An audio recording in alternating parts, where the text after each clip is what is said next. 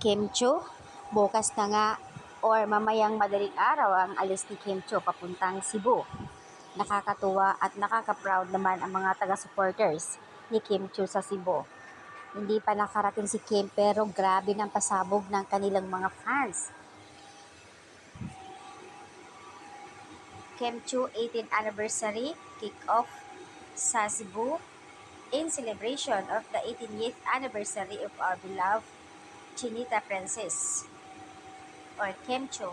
And there will be a tour van at you can see at SM Landers, Ayala, Mandawi, and area tomorrow. So ayan, starting 10 AM ang kanilang tour van.